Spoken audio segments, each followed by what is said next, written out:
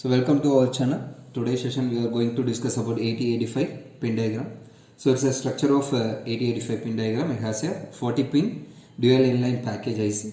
So these functions are classified such as clock frequency generator and reset and serial data, interrupts, lower order address lines and higher order address lines, DMA controller, and send the control signals to microprocessor and check the status of microprocessor and the power supply units. Let us come to the pin diagram. So first you consider pin number 1 and pin number 2.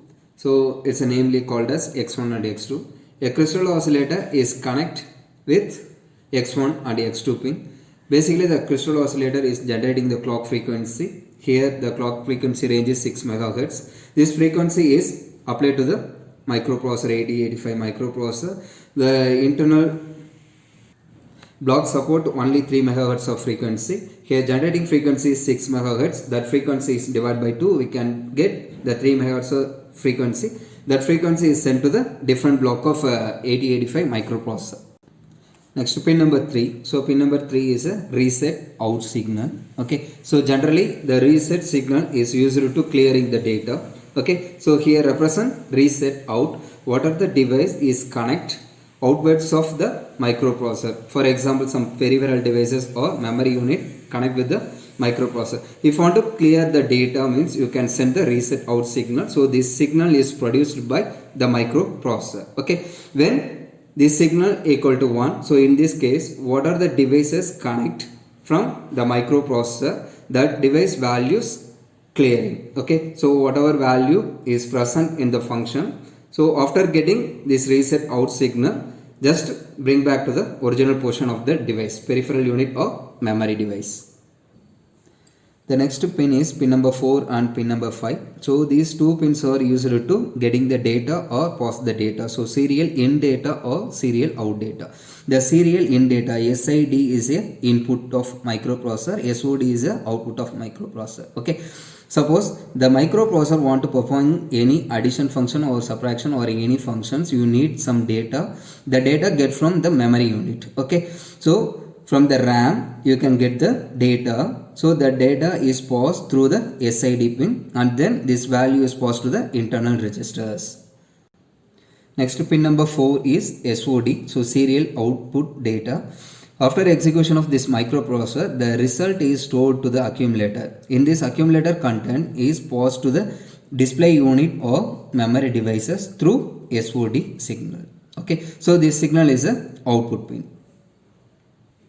Next the pin number 6 to pin number 11 is declared for the interrupt signal of 8085 microprocessor. There are 6 signals here using. In this the 5 signals are input of microprocessor. The INTA bar signal is output of the microprocessor signals. Okay. So these 6 pins declared for interrupt. Okay. So here we are using the 5 interrupt signal: trap, RST 7.5, RST 6.5, RST 5.5 and INTR. So these are the hardware interrupt signals. Okay. So trap is a highest priority, RST 7.5 is a next level of priority, 6.5 is a next level of priority, RST 5.5 is last level of priority, then INTR. So INTR is the lowest priority interrupt request signal. Okay. So next one is INTA bar. So INTA bar is a interrupt acknowledgement signals. Okay. So here we are using the 5 signals or input. This signal only output of the microprocessor. The microprocessor generating the output signals. Okay. So in this INTR means interrupt request signal. So once the microprocessor want to access the any interrupt signals. Okay. The peripheral devices want to access the microprocessor, first send the request signal to the microprocessor. Once the microprocessor is accept the interrupt, the microprocessor send the acknowledgement signal to the corresponding peripheral devices. Next the pin number 12 to 19. So these pins are declared the fetching the lower order address lines and datas, 8-bit datas. Okay. So these are the bidirectional lines. If you want get the information from memory unit, it acts as a input. Suppose the microprocessor send the result to the display unit or memory unit. and the time these bus or act as a output bus. Okay, so it's represent AD0 to AD7 multiplexed address and data lines. Okay, so in this single line the multiplexed address and data is flow. Okay, next pin number 21 to 28. So these pins are declared A8 to A15. Okay, so it's a higher order address locations. It's a output signal. So the microprocessor fetching any data or any information from memory, program memory or data memory. First you can send the higher order address, then you can pass the lower order address from AD0 to AD7. Totally you can get the 16-bit address location. Whatever information we need, the specified location, you can get the data or information. That information is passed to the microprocessor. Next you consider pin number 29 and pin number 33. So these two pins are used to find the status of microprocessor. Okay, so in which function the microprocessor performing, so halt state or read the function or write the function or fetching the data. So that will explain with the help of the table. So it's a table. The S0 and S1 is the status of the data bus. So it's a data bus status. Okay, so here we are using the 2-bit status. So the combinations of input is 4 combination. The input namely called as 00, 01 and 10 and 11. Okay, first you assign the status value 00. So in this case the microprocessor is halt state. Okay, suppose you can fetch the next input 01. So in this case the microprocessor is performing the write function. Okay, so write the data from microprocessor to external memory unit.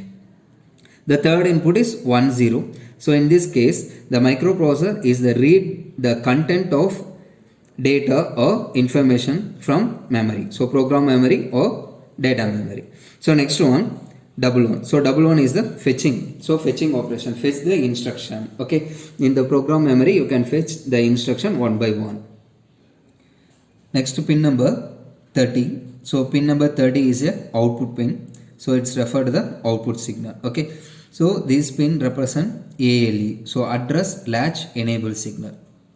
So in this microprocessor we have 8 lines of address and data lines. Okay, so it's a multiplexed address and data is passed in the single line. Okay, suppose the microprocessor want to splitting the address and data, we need one signal to split the address and data. So that signal namely called as ALE. Okay, so ALE is a address latch enable signal. So this signal is mainly used to demultiplexing the address and data lines. Okay, so here I am giving the one diagram.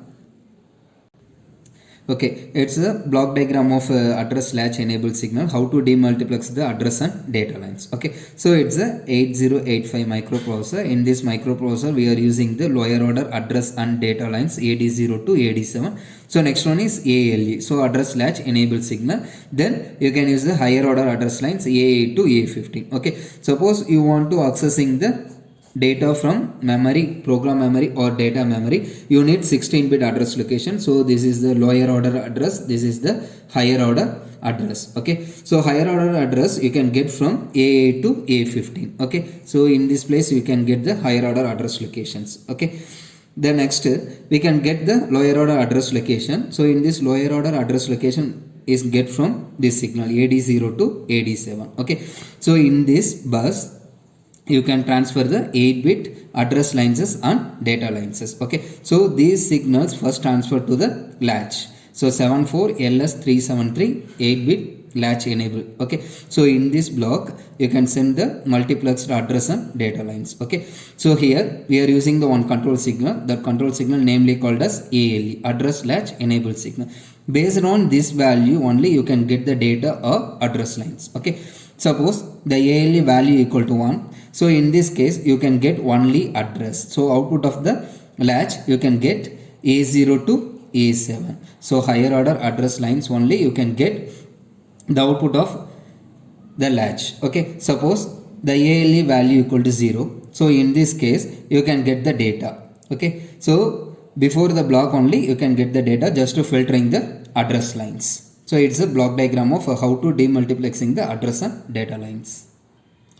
Next we consider pin number 31 and pin number 32. Okay, so these two signals are the output signal, read signal and write signal. Okay, so it's a WR bar. WR bar is a write signal, so it's a one type of enable signal. Okay, so it's a active low signal. When this signal value equal to 0, so in this case write operation is enabled.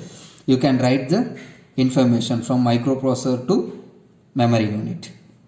So next one, RD bar. So RD bar is a read signal. It's also active low signal. When this signal equal to 0, in this case the microprocessor is read the content from data memory or program memory. Next one, you consider the pin number 34. So pin number 34 also the output pin of the microprocessor. So it's namely called as IO/M bar. So IO means input output device, M bar means memory. Okay, the microprocessor is fetching the data from input output device or memory device. Okay, so it's you can find from the pin number 34. Suppose this signal equal to 1, so it's a active low signal. So in this case you can enable the signal is 0. So in this case it's a active low signal. So this signal is passed to IO/M bar. So IO is a active high pin, M bar is a active low pin. Okay, so here only enabling the memory. So whatever data you need, the data get from the memory unit. Suppose this value equal to 1. So in this case only triggering the IO device. Whatever data you need, the data get from input and output device. The memory is ideal condition. There are no data get from the memory. Okay, so based on this signal only you can get the data from input output device or memory device. Next, pin number 35. So pin number 35 is the input of a microprocessor. So this signal namely called as ready. So this signal is mainly used to synchronizing the peripheral device and microprocessor. Okay, so mostly some of the peripheral unit is slower than the microprocessor. Some of the peripheral unit is speed is higher than the microprocessor. So this ready signal equal to 1. In this time only synchronizing the peripheral device and microprocessor. Whatever data you pass, the data is synchronizing between the peripheral unit and microprocessor. The next pin, pin number 36. So pin number 36 is a reset in. It's a active low signal. Okay,